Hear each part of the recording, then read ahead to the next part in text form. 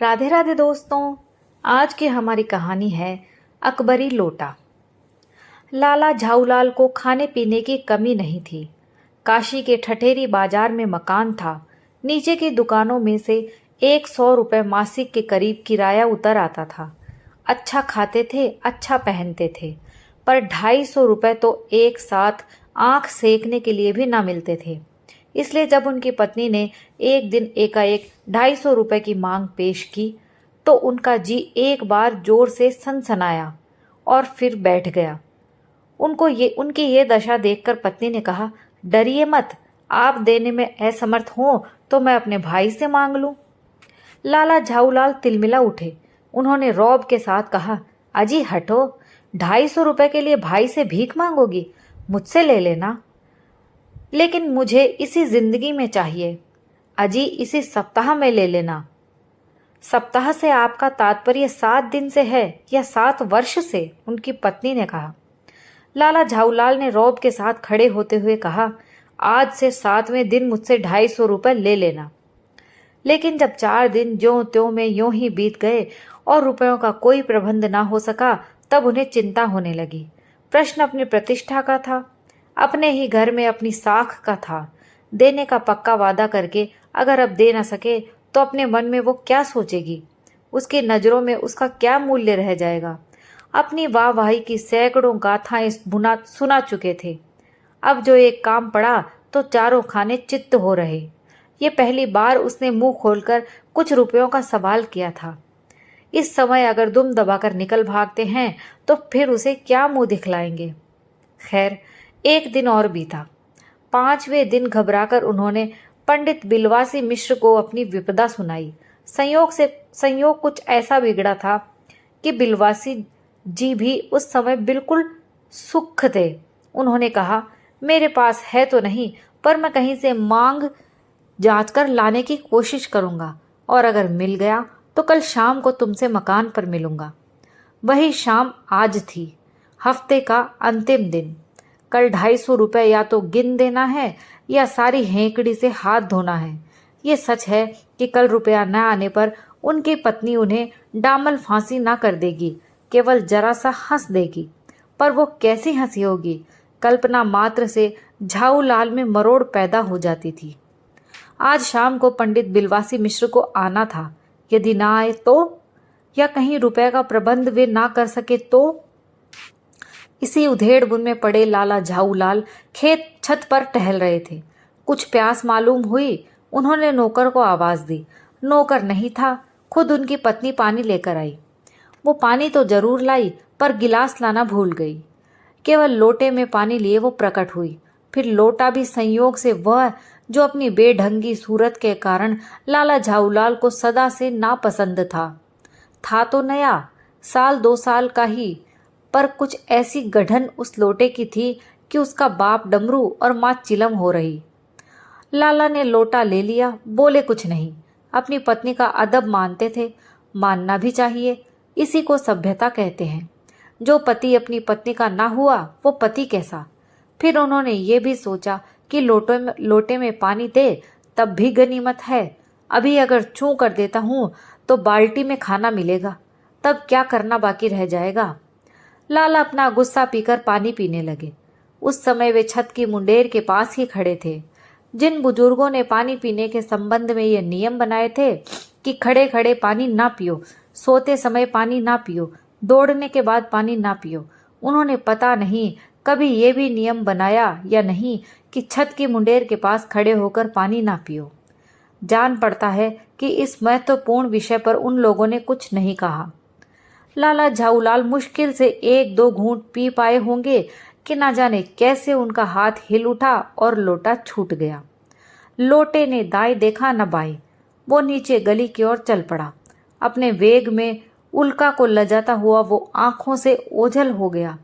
किसी जमाने में न्यूटन नाम के किसी खुराफाती ने पृथ्वी की आकर्षण शक्ति नाम की एक चीज इजाद की थी।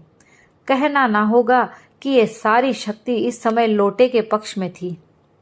लाला को काटो तो बदन में खून नहीं। ऐसी चलती हुई गली में ऊंचे तिमंजले से भरे हुए लोटे का गिरना हंसी खेल नहीं। ये लोटा न जाने किस अनाधिकारी के झोंपड़े पर काशीवास का संदेश लेकर पहुंचेगा। कुछ हुआ भी ऐसा ही। गली में जोर का हल्ला उठा। लाला झाऊलाल जब तब दौड़कर नीचे उतरे, तब तक एक भारी भीड़ उनके आंगन में घुस आई। लाला झाऊलाल ने देखा कि इस भीड़ में प्रधान पात्र एक अंग्रेज है, जो नक्शिक से भीगा हुआ है और अपने एक पैर को हाथ से सहलाता हुआ दूसरे पैर पर नाच रहा है। उसी के पास अपराधी लोटे को भी देखकर लाला झाऊलाल जी ने फौरन 2 और 2 जोड़कर स्थिति को समझ लिया। गिरने से पहले लोटा एक दुकान के साइबान से टकराया। वहां टकराकर उस दुकान पर खड़े उस अंग्रेज को उसने सांगोपान स्नान कराया और फिर उसी के बूट पर आ गिरा। उस अंग्रेज को जब मालूम हुआ कि लाला झाऊलाल ही उस लोटे के मालिक हैं, तब उसने केवल एक काम किया, अपने मुंह को खोलकर खुला छोड़ दिया। लाला झाऊलाल को आज ये मालूम हुआ कि अंग्रेजी भाषा में गालियों का ऐसा प्रकांड कोश है। इसी समय पंडित बिलवासी मिश्र भीड़ को चीरते हुए आंगन में आते दिखाई पड़े। उन्होंने आते ही पहला काम वह किया, उस अंग्रेज को छोड़कर और जितने आदमी आंगन में घुस आए थे सबको बाहर निकाल दिया। फिर आंगन में कुर्सी रखकर उन्होंने साहब से कहा, आपके पैर में शायद कुछ चोट आ गई है, अब आप आराम कुर्सी पर बैठ जाइए। साहब बिलवासी जी को धन्यवाद देते हुए बैठ गए और लाला झाऊलाल की ओर इशारा करके बोले, आप इस शख्स को जानते हैं? बिल्कुल नहीं, और मैं ऐसे आदमी को जानना भी नहीं चाहता जो निरी राह चलतों पर लोटे के वार करे। मेरी समझ में ही इज ए डेंजरस ल्यूनाटिक, यानी ये खतरनाक पागल है। नहीं, मेरी समझ में he is a dangerous criminal. नहीं, ये खतरनाक मुजरिम है। परमात्मा ने लाला झाऊलाल की आंखों को इस समय कहीं देखने के साथ खाने की भी शक्ति दे दी होती तो ये निश्चय है कि अब तक बिलवासी जी को वे अपनी आंखों से खा चुके होते। वे कुछ समझ नहीं पाते थे कि बिलवासी जी को इस समय क्या हो गया है। साहब ने बिलवासी जी से पूछा, तो क्या करना चाहिए? पुलिस में इस मामले की रिपोर्ट कर दीजिए, जिससे ये आदमी फौरन हिरासत में ले लिया जाए। पुलिस स्टेशन है कहाँ? बिलवासी जी ने कहा, पास ही है, चलिए मैं बताऊं। चलिए। अभी चला। आपकी इजाजत हो तो पहले मैं इस लोटे को इस आदमी से खरीद लूं। क्यों जी, बेचोगे? मैं 50 रुपए तक इसके दाम दे सकता हूं। लाला झाऊलाल तो चुप रहे, पर साहब ने पूछा, इस रद्दी लोटे के आप 50 रुपए क्यों दे रहे हैं? बिलवासी जी ने कहा, आप इस लोटे को रद्दी बताते हैं? आश्चर्य, मैं तो आपको एक विज्ञ और सुशिक्षित आदमी समझता था। आखिर बात क्या है, कुछ बताइए भी, साहब ने कहा। बिलवासी जी कहते हैं, जनाब, ये एक ऐतिहासिक लोटा जान पड़ता है। जान क्या पड़ता है, मुझे पूरा विश्वास है। ये वो प्रसिद्ध अकबरी लोटा है जिसकी तलाश में संसार भर के म्यूजियम परेशान हैं। साहब बोले, ये बात? तो बिलवासी जी कहते हैं, जी जनाब, 16वीं शताब्दी की बात है। बादशाह हुमायूं शेर शाह से हारकर भागा था और सिंध के रेगिस्तान में मारा मारा फिर रहा था। एक अवसर पर प्यास से उसकी जान निकल रही थी। उस समय एक ब्राह्मण ने इसी लोटे से पानी पिलाकर उसकी जान बचाई थी। हुमायूं के बाद अकबर ने उस ब्राह्मण का पता लगाकर उससे इस लोटे को ले लिया और इसके बदले में उसे इसी प्रकार के 10 सोने के लोटे प्रदान किए। ये लोटा सम्राट अकबर को बहुत प्यारा था, इसी से इसका नाम अकबरी लोटा पड़ा। वो बराबर इसी से वजू करता था। सन 57 तक इसके शाही घराने में रहने का पता है, पर इसके बाद लापता हो गया। कलकत्ता के म्यूजियम में इसका प्लास्टर का मॉडल रखा हुआ है। पता नहीं ये लोटा इस आदमी के पास कैसे आया। म्यूजियम वालों को पता चले तो फैंसी दाम देकर खरीद ले जाएं। इस विवरण को सुनते सुनते साहब की आंखों पर लोभ और आश्चर्य का ऐसा प्रभाव पड़ा कि वे कौड़ी के आकार से बढ़कर पकौड़ी के आकार की हो गई। उसने बिलवासी जी से पूछा, तो आप इस लोटे का क्या करेंगे? बिलवासी जी ने कहा, मुझे पुरानी और ऐतिहासिक चीजों के संग्रह करने का शौक है। साहब ने कहा, मुझे भी पुरानी और ऐतिहासिक चीजों के संग्रह करने का शौक है। जिस समय ये लोटा मेरे ऊपर गिरा था उस समय मैं यही कर रहा था। उस दुकान से पीतल की कुछ पुरानी मूर्तियां खरीद रहा था। जो कुछ हो, लोटा मैं ही खरीदूंगा, बिलवासी जी ने कहा। साहब कहते हैं, वाह, आप कैसे खरीदेंगे? मैं खरीदूंगा, ये मेरा हक है। बिलवासी जी ने कहा, हक है? साहब ने कहा, जरूर हक है। ये आप बताइए कि उस लोटे के पानी से आपने स्नान किया या मैंने? बिलवासी जी बोलते हैं, आपने। साहब पूछते हैं, वो आपके पैरों पर गिरा या मेरे? बिलवासी जी बोलते हैं, आपके। साहब फिर पूछते हैं, अंगूठा उसने आपका भुरता किया या मेरा? बिलवासी जी बोलते हैं, आपका। तो साहब कहते हैं, इसलिए उसे खरीदने का हक भी मेरा है। बिलवासी जी बोलते हैं, ये सब बकवास है, दाम लगाइए, जो अधिक दे वो ले जाए। साहब बोलते हैं, यही सही है, आप इसका 50 रुपया लगा रहे थे, मैं 100 देता हूँ। बिलवासी जी ने कहा, मैं 150 देता हूँ। साहब बोले, मैं 200 देता हूँ। बिलवासी जी बोले, अजी मैं 250 देता हूँ। ये कहकर बिलवासी जी ने 250 के नोट लाला झाऊलाल के आगे फेंक दिए। साहब को भी ताव आ गया। उसने कहा, आप 250 देते हैं तो मैं 500 देता हूँ, अब चलिए। बिलवासी जी अफसोस के साथ अपने रुपए उठाने लगे, मानो अपनी आशाओं की लाश उठा रहे हों। साहब की ओर देखकर उन्होंने कहा, लोटा आपका हुआ, ले जाइए, मेरे पास 250 से अधिक नहीं है। ये सुनना था कि साहब के चेहरे पर प्रसन्नता की कूंची गिर गई। उसने झपट कर लोटा लिया और बोला, अब मैं हंसता हुआ अपने देश लौटूंगा।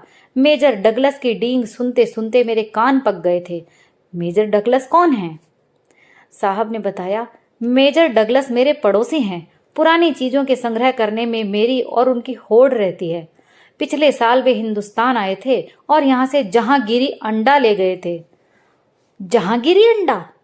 साहब बोले, हाँ हाँ, जहांगीरी अंडा। मेजर डगलस ने समझ रखा था कि हिंदुस्तान से वे ही अच्छी चीजें ले सकते हैं। बिलवासी जी पूछते हैं, पर जहांगीरी अंडा है क्या?